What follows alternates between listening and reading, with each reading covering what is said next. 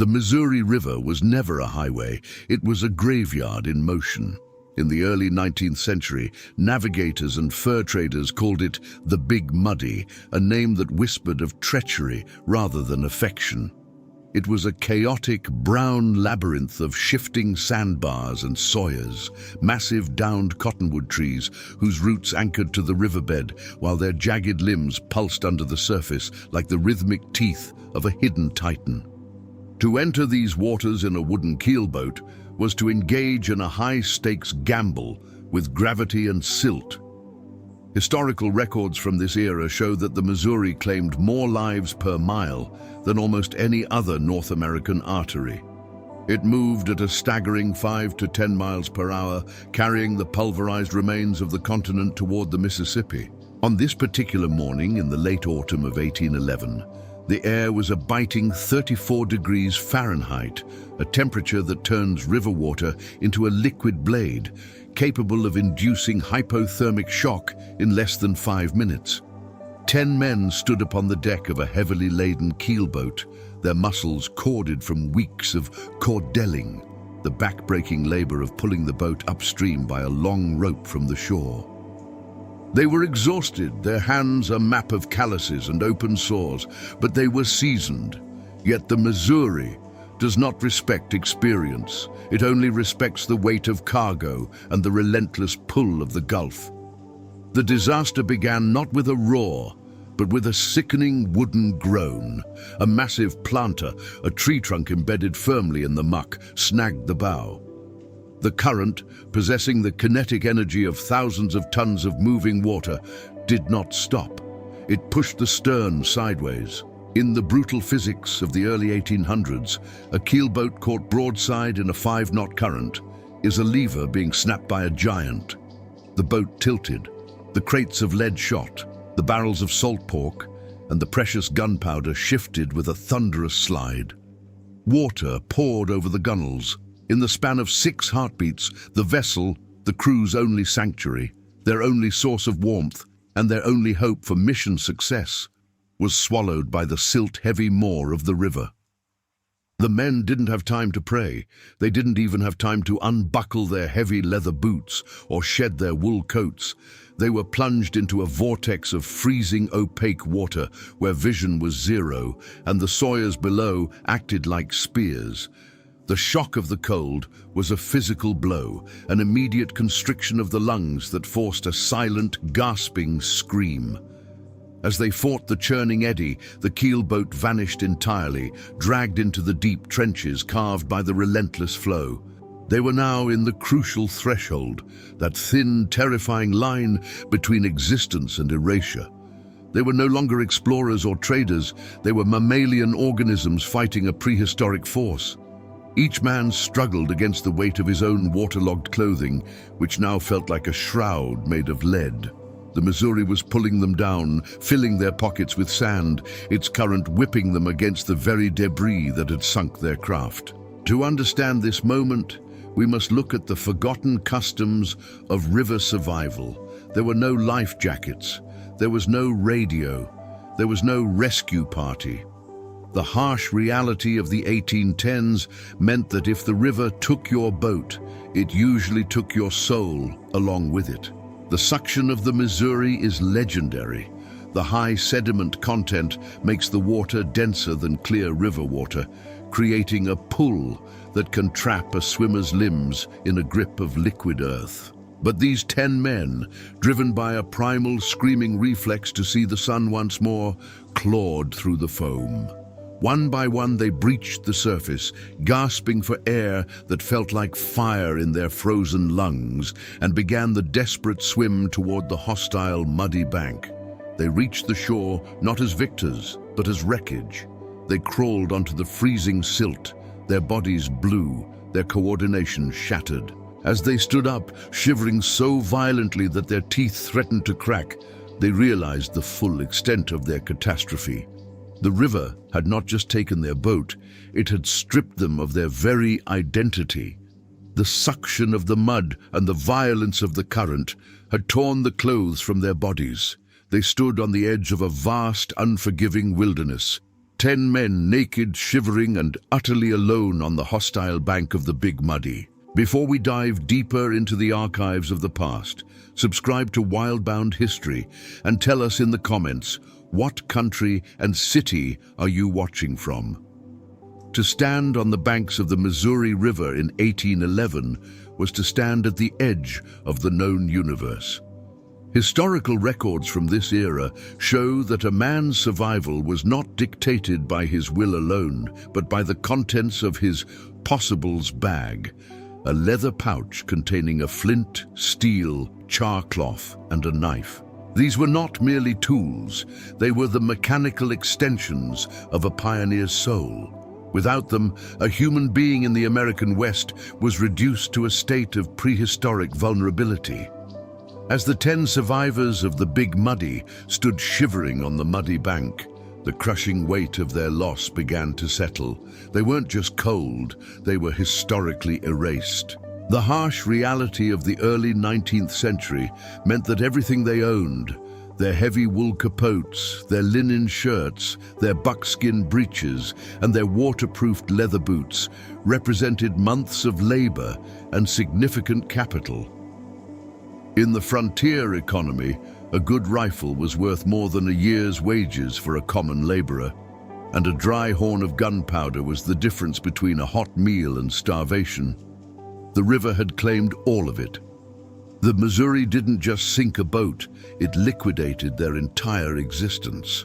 The men looked at each other, their skin turning a translucent, ghostly blue, and realized they were now naked pioneers, a term occasionally found in 19th century journals to describe those stripped of every vestige of civilization.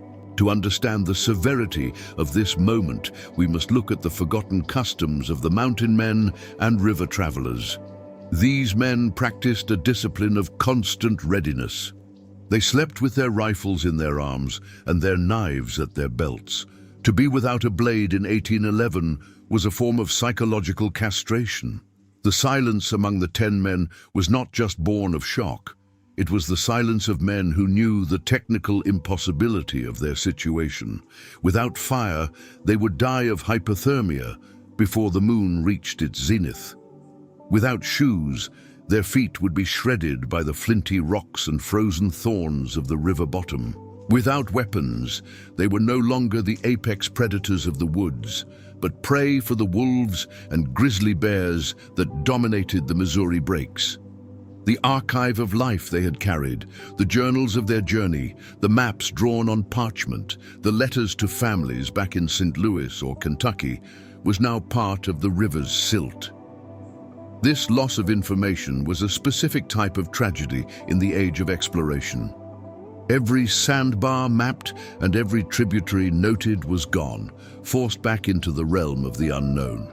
As they huddled together for warmth, using the friction of their bodies to combat the creeping lethality of the frost, they have to rely on the old knowledge, the ancestral skills that predate the Iron Age.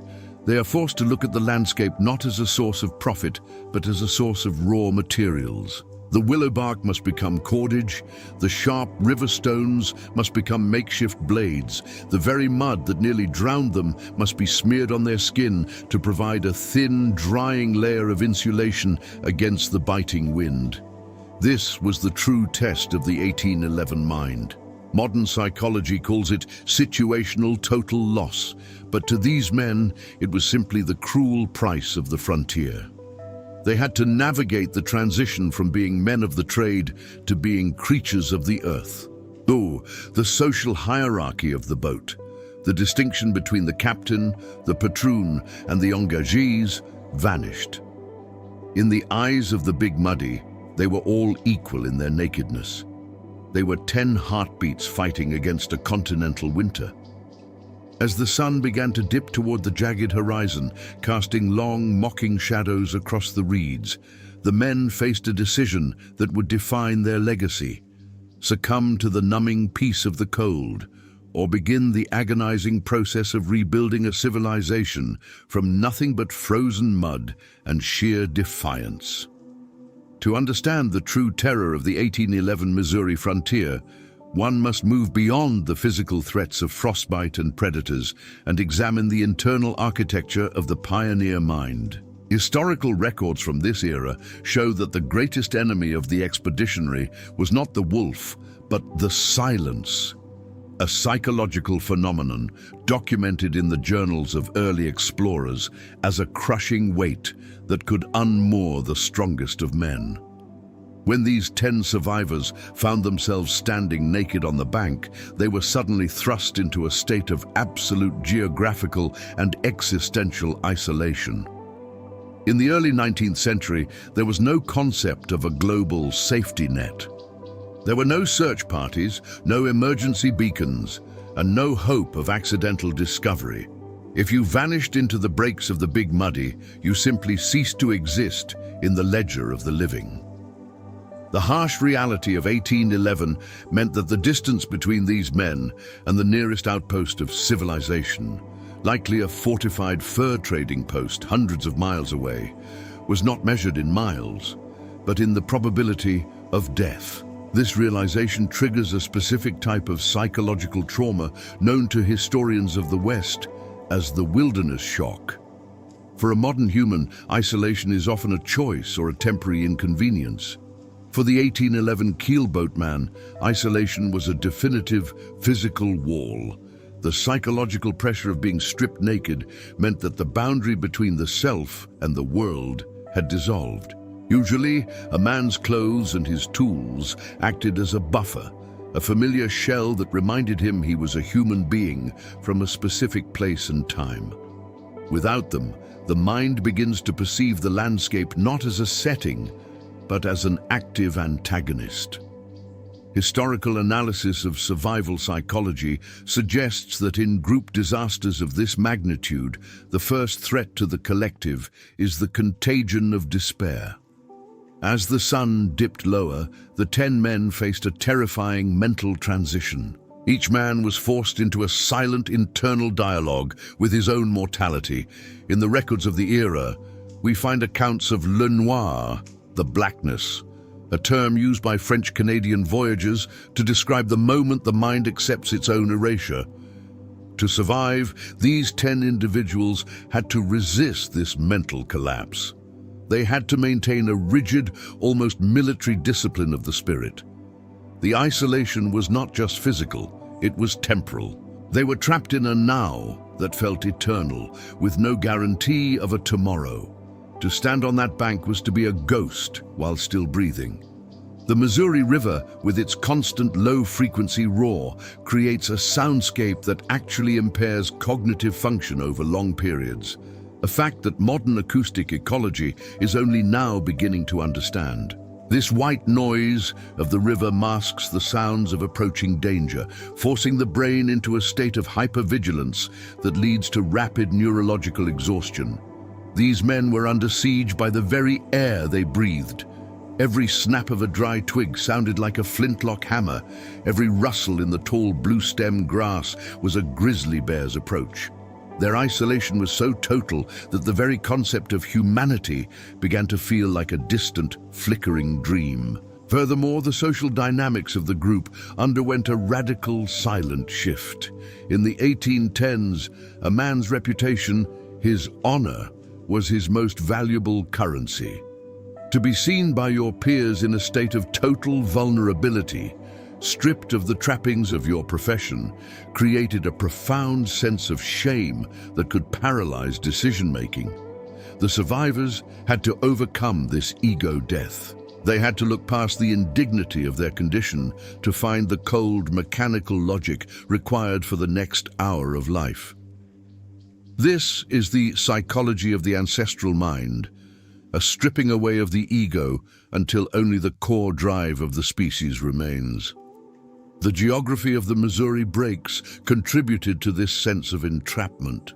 The river is flanked by badlands, deeply eroded ravines and coulees that create a fractal landscape where a man can walk for miles and realize he has only circled back to his starting point. This spatial disorientation was the final blow to many a lost soul. The 10 men knew that if they moved inland, they risked losing the river. their only navigational tether to the world of men. But staying by the water meant remaining in the path of the killing wind. They were caught in a geographical vice, a silent grey theatre where the only audience was the indifferent sky. Their fight was no longer against the river. It was a fight against the urge to lay down in the mud and let the silence take them. The transition from a state of shock to a state of action is the most violent chemical process the human brain can endure. Historical records from the early 19th century frontier show that in the wake of a total catastrophe, the golden hour of survival is not merely a medical window, but a psychological one. For the 10 men shivering on the mud-slicked banks of the Missouri, the breaking point arrived with the setting of the sun. The temperature began its ruthless descent toward the freezing mark, and the moisture on their naked skin, the very river water that had tried to claim them, now threatened to become the ice that would finish the job. To understand this moment, we must look at the forgotten physical realities of 1811. These men did not have the luxury of despair. Despair requires calories, and they were already in a massive metabolic deficit. The first act of bravery was not a heroic charge or a grand speech. It was the silent, agonizing decision to move. In the brutal hierarchy of the wilderness, stasis is death. The lead voyageur, a man whose name has been lost to the peripheral mists of history, but whose actions define the era's resilience, forced his frozen limbs to respond. He did not look at the horizon. He looked at the mud. He began to dig. This is the breaking point in its purest form, the moment when a human being stops being a victim of the elements and begins to treat the environment as a set of raw, mechanical problems to be solved. Without tools, their hands became their shovels. They clawed at the frozen earth to create a half-faced camp, a primitive trench designed to shield their naked bodies from the wind chill that was now slicing through the cottonwoods like a serrated blade. The physical toll of this labor on a naked hypothermic body is almost impossible for the modern mind to comprehend. The harsh reality of the 1810s meant that a single scratch could lead to a lethal infection, yet these men were throwing themselves against the jagged debris of the riverbank. They gathered drift, the bleached and bone-dry wood cast up by previous floods, not to build a floor, but to create a barrier. Every movement was a gamble with their remaining core temperature. To understand the gravity of their situation, one must realize that they were attempting to perform complex engineering while their nervous systems were screaming in a state of cold diuresis, a condition where the body frantically attempts to preserve the internal organs by shutting down the extremities. Their fingers were no longer precision instruments, they were numb, clumsy clubs. Then came the true climax of their ordeal, the pursuit of fire. In the archives of the American frontier, fire is often described as a deity. Without a flint and steel, the creation of fire through friction is a task that can break the will of a master woodsman in ideal conditions.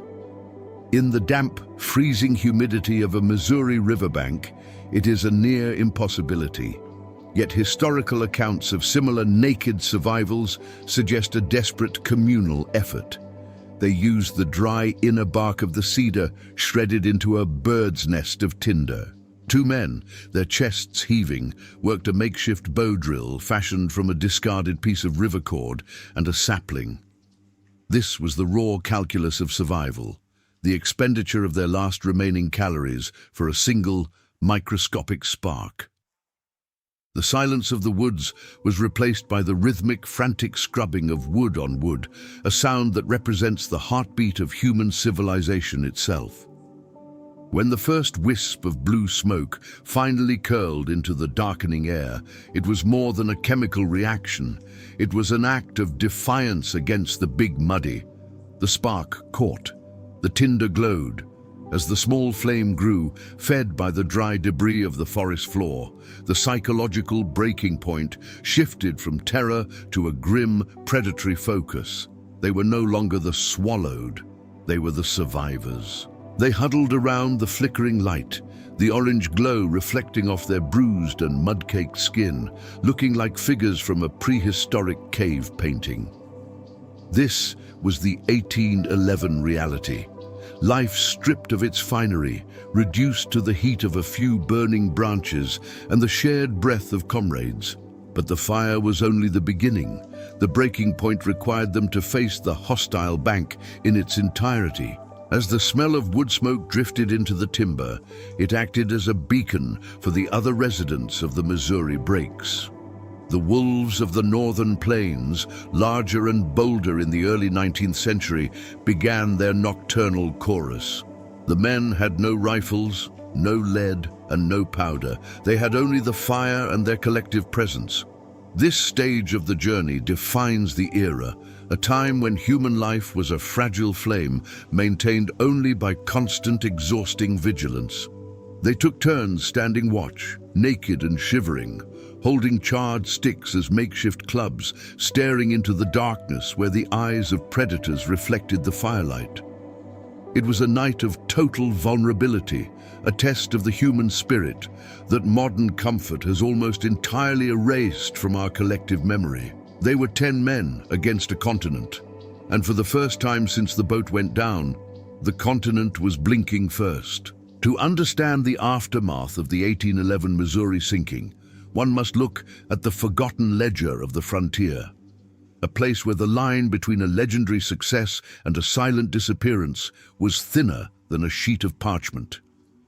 Historical records from this era show that the Big Muddy did not just swallow physical objects, it swallowed the very potential of men. For the 10 survivors huddling around their flickering fire, the morning light did not bring a rescue party.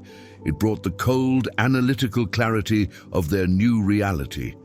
They were no longer the aggressors in the landscape, they were its subjects. The harsh reality of the early 19th century meant that their survival was now a matter of the long walk, a desperate, barefooted trek through hundreds of miles of unmapped territory, where every step was a negotiation with the geological history of the continent. As the gray dawn broke over the Missouri Breaks, the men surveyed the river. The water was calm, almost mocking in its indifference. There was no sign of the keelboat, no floating barrels, no protruding mast, no scrap of canvas. The river had integrated their life's work into its own shifting floor. This total erasure is a specific phenomenon in frontier history. It represents the 0 point of the pioneer experience. To move forward, these men had to accept that their previous lives, their debts, their ranks, and their goals had been liquidated. In the eyes of the historical record, this event serves as a brutal reminder of the fragility of human infrastructure against the primal forces of the North American interior. The aftermath was a test of social cohesion under extreme duress. Without the structural hierarchy provided by the boat and the mission, many groups would have splintered. Yet, the journals of survivors from similar disasters during the fur trade era suggest that a brotherhood of the bear often emerged. They shared the warmth of the fire, the meager insulation of mud and grass, and the singular, focused intent of reaching the next outpost. To understand this moment, we must look at the forgotten customs of the trail of necessity.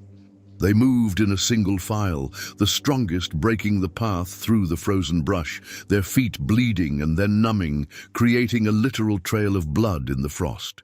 They were living artifacts of human resilience, stripped of every technology of the Industrial Revolution, relying solely on the anatomical endurance that had allowed their ancestors to cross the Bering Land Bridge millennia prior.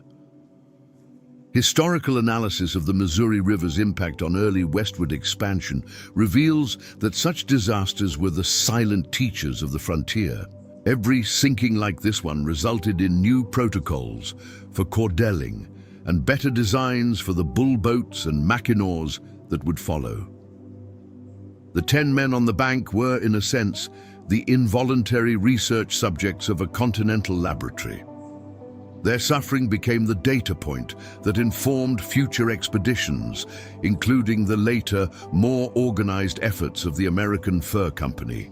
They proved that while the river could take a man's clothes and his tools, it could not easily take the frontier mind, that specific blend of fatalism and stubbornness that defined the era.